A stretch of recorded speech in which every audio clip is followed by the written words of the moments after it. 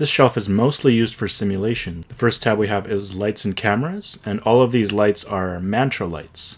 One super handy tool in this tab is the switcher, which you can use to animate between different cameras. So I'm going to put down an object to frame for our cameras. So I'm going to put down a trusty torus once again. And let's say we want one camera to act as a close-up camera. I'm going to hold Control and put that down. And then I'm going to put down another one. I have it locked so I can make this a medium shot at this angle over here. Now if I select both of my cameras and press on the switcher and then choose my switcher over here, we're going to be looking through whatever camera the switcher is set to. So when it's 0, it's going to be using the first input, and when it's 1, it's going to be using the second one. And again, you can put keyframes in here and animate between cameras. We've already made use of 2 functions within our collisions tab.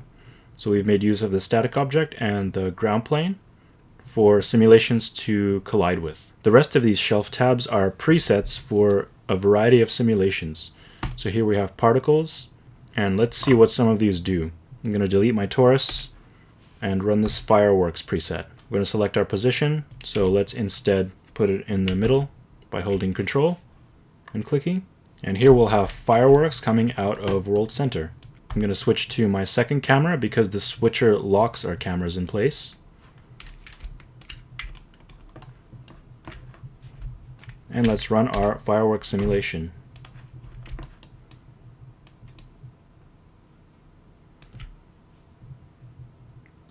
A handy option in our display properties is to display our frame rate, which can be found under the Guides tab and Show Time. So right now we are running at 24 frames a second, but if I unclick the real-time toggle, it's going to go as fast as it can possibly compute. And if it can't catch up to our simulation, this is going to be running slower. So here we're brought into an auto-adopt network, but it also lays down this node for our source particles.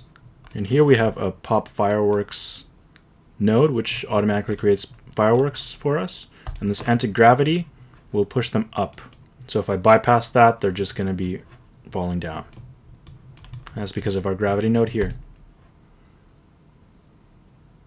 We're going to turn both of these back on and execute a few more of these particle functions. So here we have an axis force, which lay down a pop axis force node.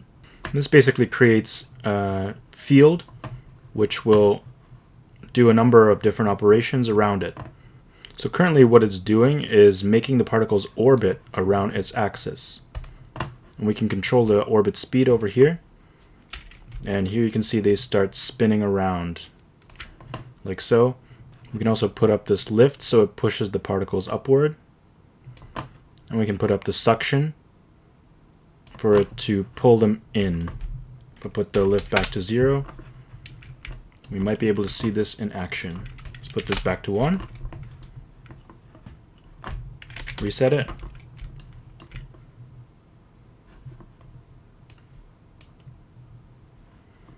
And here it is pulling the particles into the axis. I'm getting rid of the pop axis force, resetting the sim, and I'm gonna make use of this drag particles function. All this does is creates a pop drag for us, which creates air resistance between the particles. If I put up the air resistance, they're going to be traveling slower through space, so they're having a harder time expanding in our world space. We can add sprites to our particles, which basically adds a picture to them. So if I click on that, it creates a pop sprite for us, and the default is this smoke puff. So this is a picture that it's fetching, and we have these pictures with an alpha mapped onto our particles. Let's get rid of our pop drag and put this sprite scale down so we can see what's going on here. So you can map any picture you want onto the particles. The next tab is for grains, which I'm gonna skip for now. Vellum also has a grains function, and I went through the Vellum tab in a previous tutorial. And here we have a rigid bodies shelf tab, and some of these we've already used. So here we have our RBD packed object, hero object. Let's try the RBD fractured object. I'm going to get rid of my particle nodes. Particle fluids are for our flip simulations. Let's try some of these out. Let's try to emit some fluid from a pig head. So the first option here is flip fluid from object. So let's select our pig head and click that and see what happens. It automatically goes into our DOP.NET with a brand new flip solver and a flip object from which we can fetch our geometry over here. Back up in object context, let's check out the nodes that we have for our pig head. I'm just going to delete these nodes and put my pig head up a bit so that we can also put in a ground plane for our water to collide with. So let's run flip fluid from object one more time. Go back to collisions and put in a ground plane. Let's run it and see what we get. So here we have some water particles coming from our pig head and colliding with our ground plane. I'm going to get rid of all this stuff again and try the emit particle fluid. So I'm going to click that and select object to emit fluid from. I'm going to select my pig head and press enter. And there's no object to emit into, so I'm going to press enter again. Here we have a similar type of thing, but the pig head actually keeps emitting particles. So we have no ground plane, so I'm going to put one down again. And here we have collision. So this is basically like a faucet. Let's look at the other nodes that were put down by this shelf tool. Here inside of particle fluid, we can cache our fluid sim. So this .io node fetches the data from our DOP network and compresses it. With this file cache over here, we can save our data to disk, and this particle fluid surface node will mesh our fluid. So let's visualize this. And here we have the mesh. This is very low resolution, and that can be controlled inside our DOP network. Inside our flip object. Here we have particle separation, so if I make this smaller, we're going to get more resolution on our fluid. It has to cook and go through all of these frames once again, so it might take some time. And here we have our new fluid with a bit more resolution. I'm going to reset this and run the mesh in real time. And it's taking about 20 seconds per frame, and that's because fluids take probably the longest time of any sim to calculate. So I'm going to stop this and move on. Let's get rid of all these nodes and try a flip tank. And this creates a tank of water for us. A recent development of the flip tank is adding a volume under here, which makes it a lot faster to calculate. So here we only have the surface particles. When we play it, we don't see any forces, but our pop forces can act on the particles. So if I go into our DOP network, so if I put down a pop wind, we can have some wind applied to our water. Let's crank the X value to 10. And it's going to be pushing our water in positive X. Let's put this down to 1.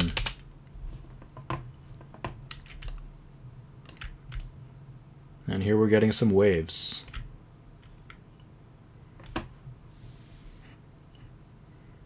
Let's try to drop an object into our flip tank. I'm going to put down a new test geo, the squab. This has a lot of details in it, so maybe it can create an interesting splash for us. I'm going to crank down the scale, move it up, go into my rigid bodies tab, and click on RBD hero object with it selected.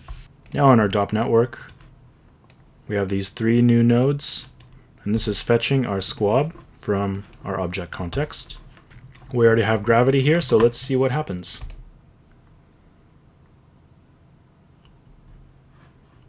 Here we do have some interaction, but we don't see much going on here. But we can accentuate this splash by going into our flip solver collisions tab and putting this velocity scale. I'm going to put it up to 15 and see what happens. So here we have a much more pronounced crown splash. So now let's try to add some white water to our simulation, which will add foam and bubbles. Back in our particle fluids tab, I'm going to click on white water, select fluid for generating white water. We actually have to select the flip object itself. Press enter, and now we have a white water sim node along with a white water source.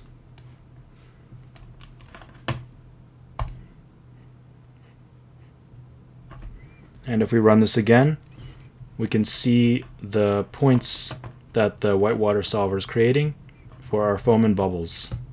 I'm going to reset this and get rid of everything except for my cameras. Here in the viscous fluids, we can create a variety of viscous liquids like melting and lava and so on. Oceans have presets for ocean setups. So let's see what the small ocean looks like. So here we have a preset for an animated ocean. So this is not a simulation. It's basically using these ocean nodes that Houdini comes with to create a sort of surface like this. We have containers to contain our sims. And I'm going to skip these over and go right into our pyro effects.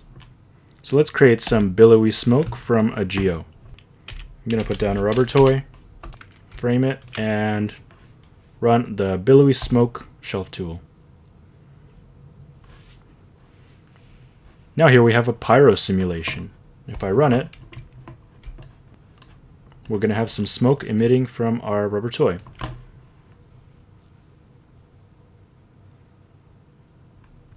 We can control the resolution of our smoke in the pyro solver.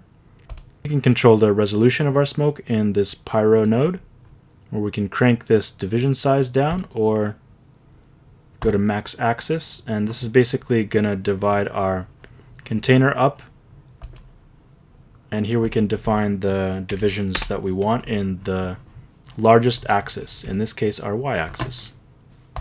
Let's try to put this up to about 300.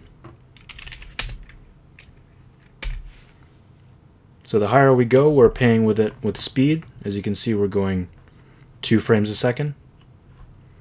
But we have more of a detailed smoke. I can put in a light to visualize the smoke better. So I'm control clicking on area light and unlocking it.